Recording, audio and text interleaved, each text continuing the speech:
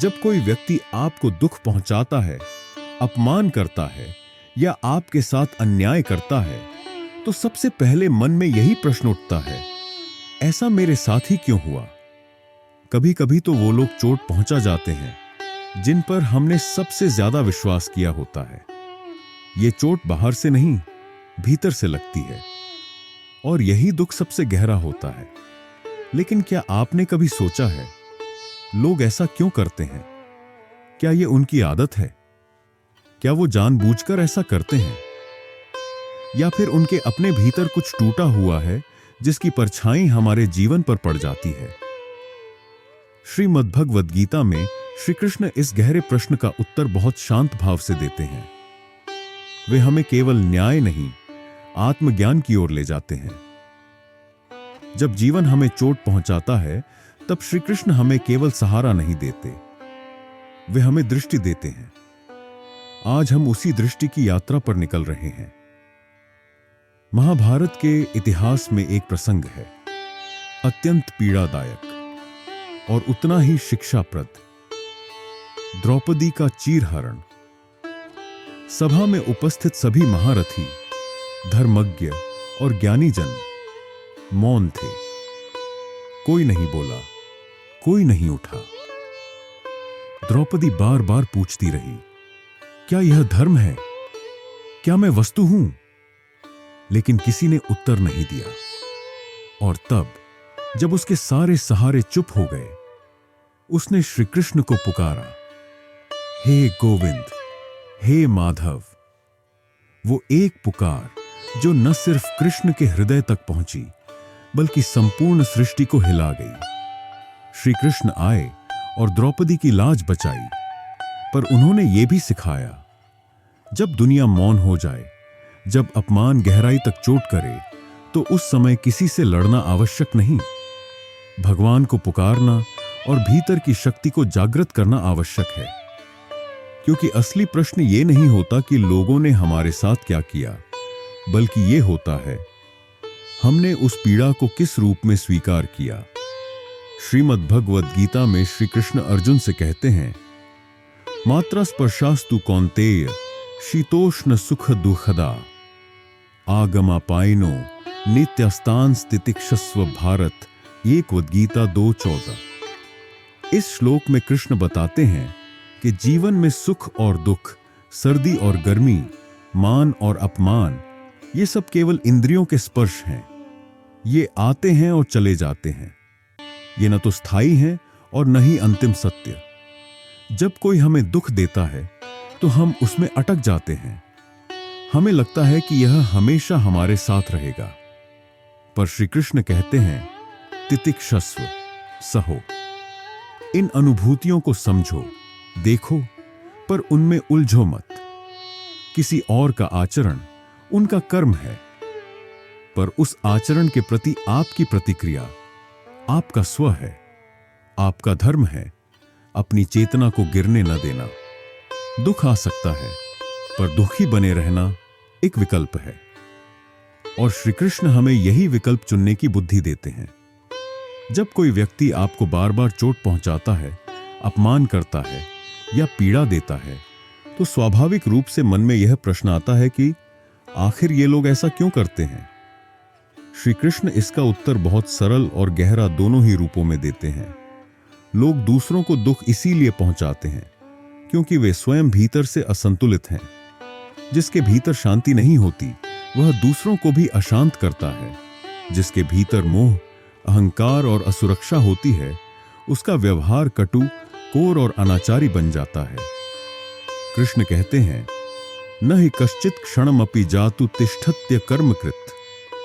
हर व्यक्ति किसी न किसी कर्म में लिप्त है और उसका हर कर्म उसकी अंतर स्थिति का प्रतिबिंब है।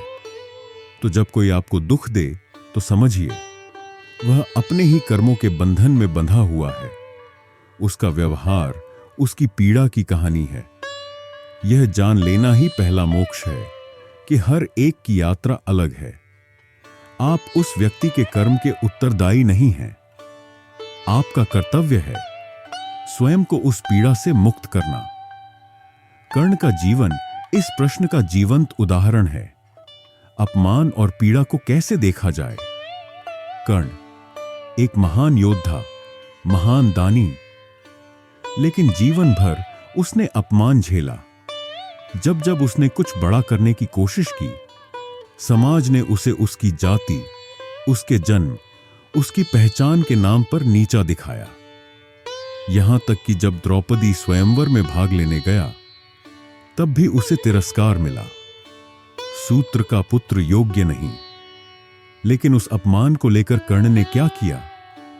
उसने उसे अपनी पहचान बना लिया। उस अपमान की आग में उसने अपने निर्णयों की दिशा बदल दी। दुर्योधन के मोह में बंधकर उसने अधर्म का साथ दिया।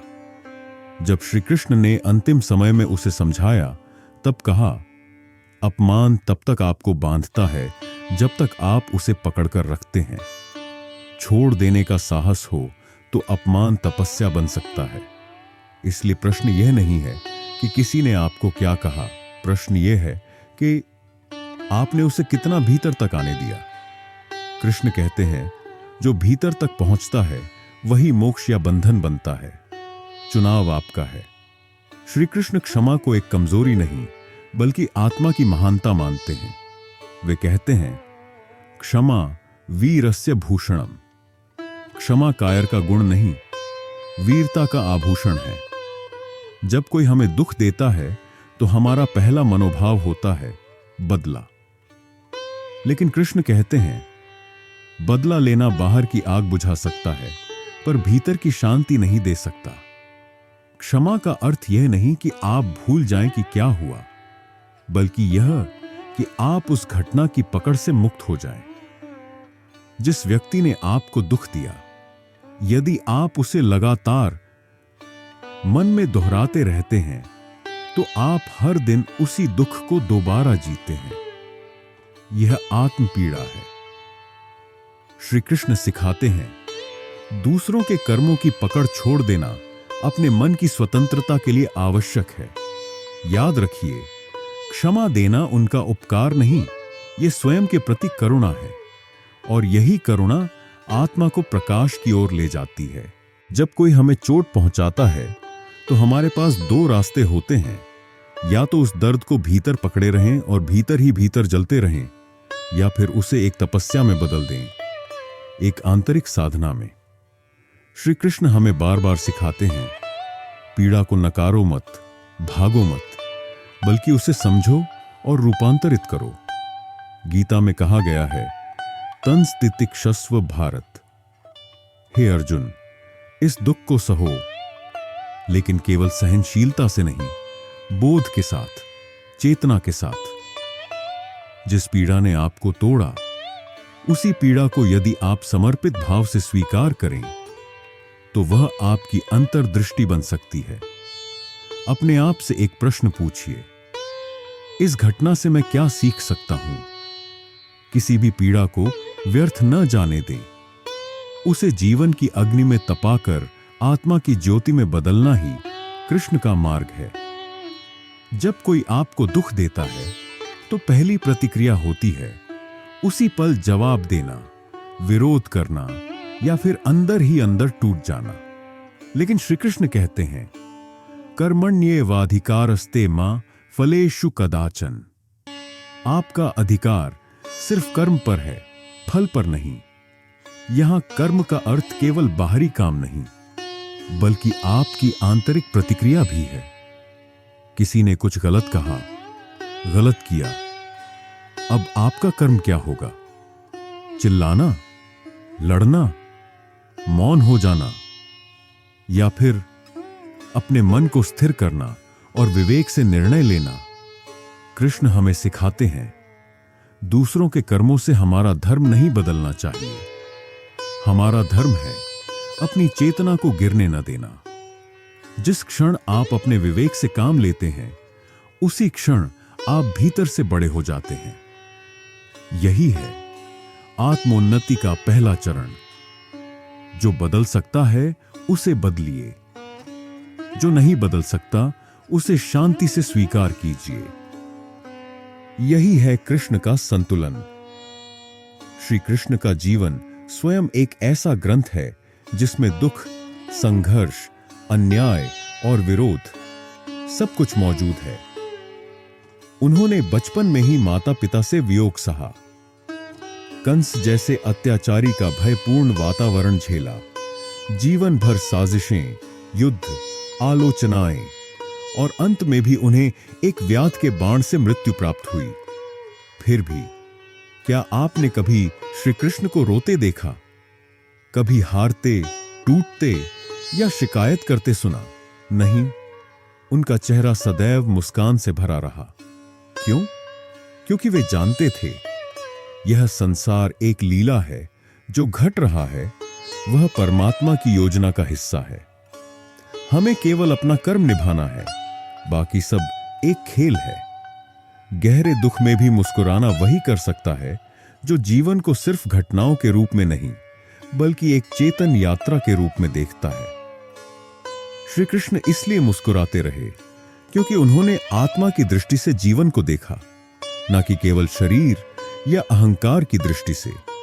और वे यही दृष्टि हमें भी देना चाहते हैं। जब कोई आपको अपमानित करे, आपको धोखा दे या आपकी पीठ पीछे वार करे, तो तुरंत प्रतिक्रिया देना स्वाभाविक लगता है। लेकिन श्री कृष्ण हमें एक और मार्ग दिखाते हैं, रुकना, देखना, समझना। कृष्ण कहते हैं, उद्धरेदात्मनात्मानम नात्मानम व सादयेत। अपनी आत्मा को स्वयं ऊपर उठाइए, उसे गिरने मत दीजिए। जब आप तुरंत प्रतिक्रिया देते हैं, क्रोध में, पीड़ा में, आहत होकर, तो आप अपनी चेतना को गिराते हैं। लेकिन यदि आप एक क्षण रुक जाएं, श्वास लें, भीतर झांकें, तो आप उस प्रतिक्रिया को ध्यान में बदल सकते हैं। यह आत्मसंयम ही अधिकार और स्वतंत्रता का असली रूप है। कोई भी हमें भीतर से चोट नहीं पहुंचा सकता जब तक हम स्वयं उस द्वार को न खोलें। तो अगली बार जब कोई आपको दुख दे, प्रतिक्रिया न करें, बल्कि दृष्टा बने। देखें कि वह पीड़ा भी किसी उच्च शिक्षा का संदेश बनकर आई है। यह दृष्टिकोण ही मोक्ष की ओर पहला कदम है। आज जब आप इस वीडियो को सुन रहे हैं, हो सकता है आपके भीतर भी कोई पुराना घाव हो। किसी ने आपको धोखा दिया हो, अपमानित किया हो, या वो विश्वास तोड़ा हो जिसे आपने वर्षों तक सींचा था। शायद वो व्यक्ति आज भी आपके मन में कहीं बसा है, नफरत, पीड़ा या अफसोस के रूप में। लेकिन अब समय आ गया है उसे वहां से मुक्त करने का, उसे नहीं, स्वयं को आजाद करने का। श्री कृष्ण कहते हैं, बुद्धियोगेन युक्तो य कर्म फलम त्यजति। जो व्यक्ति समत्व भाव से बुद्धि के साथ कर्म करता है, वही सच्चा योगी है। आज यदि कोई पीड़ा मन में है, तो उसे श्री कृष्ण के चरणों में समर्पित कर दीजिए।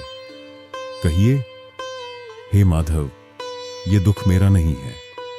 ये अनुभव अब ज्ञान में बदल जाए। याद रखिए, हर पीड़ा एक द्वार है जो खुलता है उस गहराई की ओर जहां आत्मा को उसका स्वरूप मिल जाता है।